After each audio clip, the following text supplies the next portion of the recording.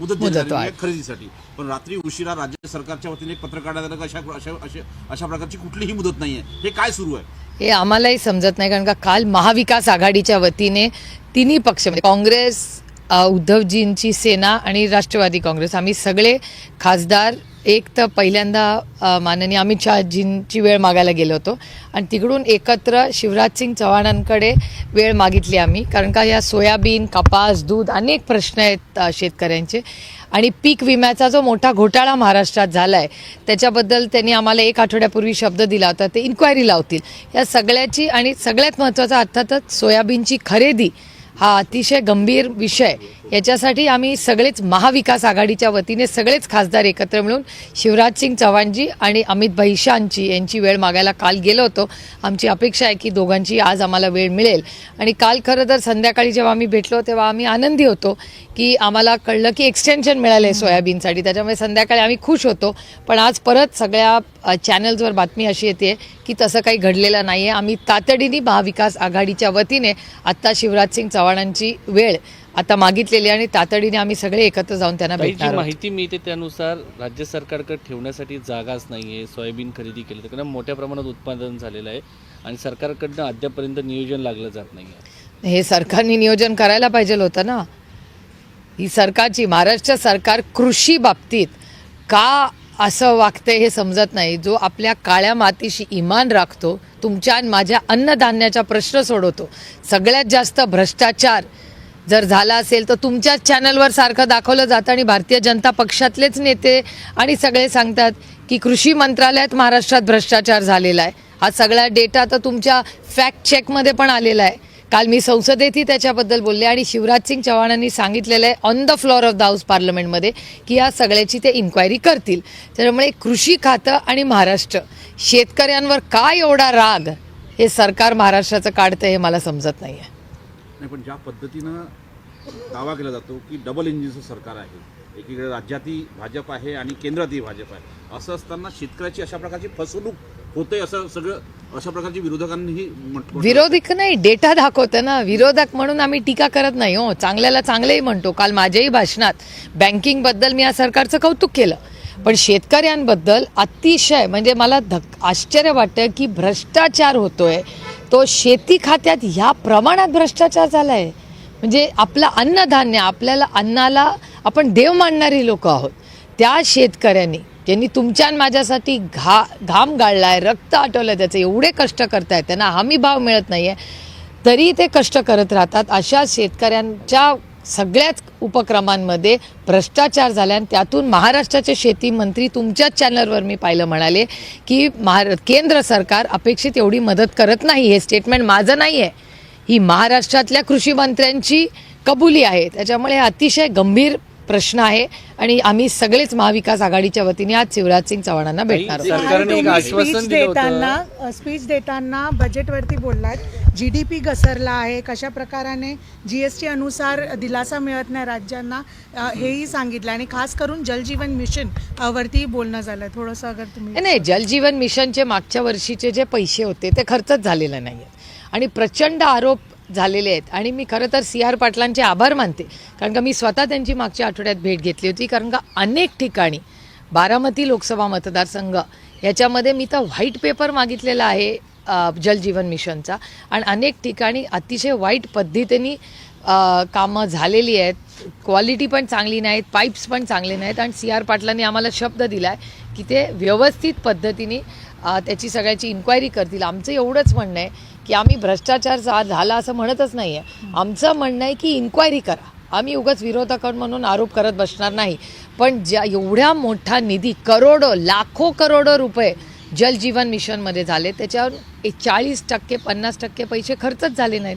खर्चही झालेले आहेत आणि जे झाले तिथे अनेक ठिकाणी पाणी पण नाही आहे. अशा ठिकाणी जलजीवन मिशनची कामं झाली. हे अतिशय चिंताजनक आहे. मी फक्त सरकारला नावं ठेवत नाही, माझं म्हणणं आहे माणुसकीच्या नात्याने हे केलं पाहिजे ना. कष्टाचे पैसे तो तुम्ही सगळे टॅक्स भरता, त्या टॅक्समधूनच ही कामं होतात ना. मग हे पैसे वाया का घालवत आहे सरकार?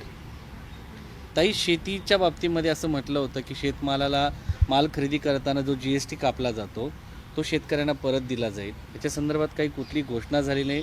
ट्रॅक्टर खरेदी करतानाही मोठ्या प्रमाणात GST असतो. अहो ट्रॅक्टर कशाला, हार्वेस्टरचाच बघा एवढा मोठा भ्रष्टाचार पीक विम्यात झालाय, हार्वेस्टरमध्ये झालाय. अहो यांनी तर ती गोणी असते ना ज्याच्यात कापूस भरतात ते पण सोडलं नाही या सरकारने. इतकं हे दुर्दैवी आहे खरंच, हे महाराष्ट्राचं गलिच्छ सरकार आहे मला विचाराल तर. आणि आम्ही एवढंच म्हणतोय की हे शेतकऱ्याला तरी फसू नका हो, हे दुर्दैव आहे. म्हणजे कालच आता हे निलेश लंके आहेत, कालच आम्ही दोघंही एकत्र, काल आम्ही शिवराजसिंग चव्हाण महाविकास आघाडीच्या वतीने शिवराजसिंग चव्हाणजी आणि अमितभाई शहांची वेळ मागितलेली आहे. आज आम्हाला वेळ मिळाली तर महाराष्ट्राचे अतिशय गंभीर प्रश्न आहेत हे आम्ही त्यांच्या दोघांकडे मांडणार आहोत. तर ताई, अलमट्टी धरणाचा जो उंची वाढवण्याचा प्रश्न आहे, या संदर्भात ज्या पद्धतीने सरकारने भूमिका घेतल्याचं पाहायला मिळते, सरकारने कुठलाही विरोध केला नाही असं CR पाटील स्वतः सांगतायत. तर एकंदरीत सांगली आणि कोल्हापूरच्या जनतेचा मोठा प्रश्न निर्माण झाला आहे. आणि हा प्रश्न अतिशय गंभीर आहे. पाण्याच्या बाबतीत दोन्ही आम्ही विरोधक असलो तरी काय झालं, आमचं म्हणणं आहे सगळ्यांनाच पाणी मिळालं पाहिजे, पण असे संवेदनशील विषय अतिशय संवेदनशीलपणे दोन्ही बाजूनी, म्हणजे राज्यांनी पण, सत्ताधारी आणि विरोधक सगळ्यांनी अतिशय संवेदनशीलपणे सगळ्यांशी चर्चा करूनच हे काढले पाहिजेत. कुठलाही इम्बॅलन्स होता कामा नये अशी आमची विनंती आहे. तानाजी सावंतच्या मुलाने काल ज्या पद्धतीनं चार्टेड विमान हायर केलं आणि त्यानंतर संपूर्ण पोलीस यंत्रणेला असं धारेवर धरलं आणि ज्या पद्धतीने जी सगळी घडामोडी झाली, याच्यावरून राज्यातलं कायदा आणि सुव्यवस्था कुठे चालली आहे? नाही, मला यातलं काय माहिती नाही बाबा. मला सोयाबीनचा प्रश्न विचारा, दुधाचा प्रश्न विचारा. आज रुपी तुम्ही बघताय काय परिस्थिती झालेली आहे रुपयाची. आणि त्याचबरोबर आज सकाळीच नवीन टॅरिफ्स ॲल्युमिनियम अँड स्टीलवर हे आलेले आहेत. त्याच्यामुळे आज मी कालही ते भाषणात माझ्या बोललेच होते की टॅरिफबद्दल काय प्लॅनिंग केलेलं आहे, कारण का मोदीजी आज गेलेले आहेत प्रधानमंत्री म्हणून अमेरिकेला.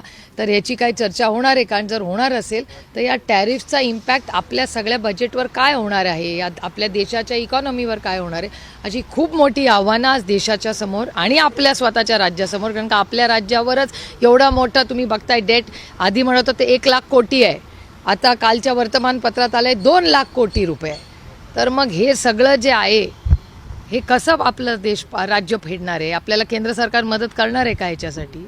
हे अशी खूप मोठी आव्हानं आज राज्यासमोर आहेत. उपमुख्यमंत्री एकनाथ शिंदे आज राजधानी दिल्लीत आहेत, त्यांना महाजी शिंदे महाराष्ट्र पुरस्कार मिळणार आहे, शरद पवार यांच्या हस्ते मिळणार आहे. काय सांगणार? दोन्ही नेते एकाच मंचावर आहेत ते नाही मला माहिती बाबा, मला माझा कार्यक्रम माहिती. शिवाजीराजेंचे वडील, छत्रपती शिवाजी महाराजांचे वडील शहाजीराजांच्या समाधीवर सतत छप्पर नाही आहे अशी माहिती एका इतिहासकाराने दिली. त्याचा व्हिडिओ पण टाकलाय विश्वास पाटील यांनी.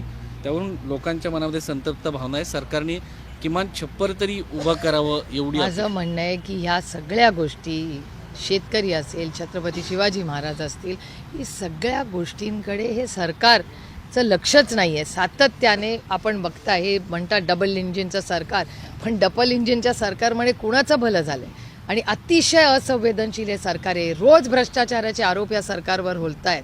म्हणजे एक्स्टॉर्शन ह्याच सरकारचं काम, खून ह्याच सरकारचं काम, त्याच्यानंतर भ्रष्टाचार ह्याच. आणि ह्या खून भ्रष्टाचार आज बघावं, मी आज तुमच्याच चॅनलवर सगळ्यांच्या बघत होते, 12वीची परीक्षा सुरू झाली आहे. देशमुख कुटुंबाची लेक आज चाललेली आहे ती परीक्षेला. मला इतकं वाईट वाटत होतं. म्हणजे आज ती 2 महिने मुलगी ना अभ्यास करू शकली आहे, तिचे हसणे खेळणे के दिन आहे. तिने ट्युशन, अभ्यास हे सगळं केलं पाहिजे, तर ती वडिलांसाठी लढतीये. म्हणजे किती असंवेदनशील सरकार आहे हे, त्याच्याबद्दल तोंडातून एक शब्द हे सरकार काढू नये. मग भ्रष्टाचार, एक्स्टॉर्शन, अजून काय करावं? किती आरोप आणि झाले त्या सगळ्यांवर. पण 60 दिवस झाले तो एक जो फरार आहे 5वा माणूस, तो मिळत नाही या सरकारला. कृष्ण आंधळे मिळत नाही, पण तानाजी सावंतांच्या मुलासाठी या सगळ्यांनी रान पेटवलं होतं काल या सरकारने. पण या कृष्णाला पकडण्यासाठी 60 दिवस झाले आणि तो सापडत नाही. दुर्दैव आहे आपल्या महाराष्ट्राचं आणि आपल्या सगळ्यांचं. मला काही धनंजय मुंडे संदर्भात कोर्टाचा निर्णय काही असो, म्हणजे त्यांचं वैयक्तिक प्रकरण आहे, मात्र त्यांनी अंशतः हिंसाचार केला, कौटुंबिक हिंसाचार असं कोर्ट म्हणते. त्यांचे पोटगी वगैरे त्याचे पर्सनल विषय असो, पण एक मंत्री त्याच्यावरती कोर्ट म्हणते अंशतः हिंसाचार केला एका महिलेवरती. असा मंत्री राज्याच्या मंत्रिमंडळात असणं, मी तुम्हाला सांगू, मी पहिल्यापासून सांगते, काही विषय असे असतात ज्याच्यावर मी बोलणार नाही. हा विषय त्यांचा कौटुंबिक आहे, मी त्याच्यात बोलणार नाही. पण हे खूप दुर्दैवी आहे आणि दुर्दैव आहे, मला हे बोलावं लागतं आहे. पण कैलासवासी यशवंतराव चव्हाणांच्या महाराष्ट्रामध्ये नैतिकता ही राहिलेली नाही आणि या सरकारमध्ये तर ती सुरेश धस म्हणली गोष्ट खरी आहे, नैतिकतेची आणि ह्यांची गाठ कधी पडलीच नाही आहे. ठीक.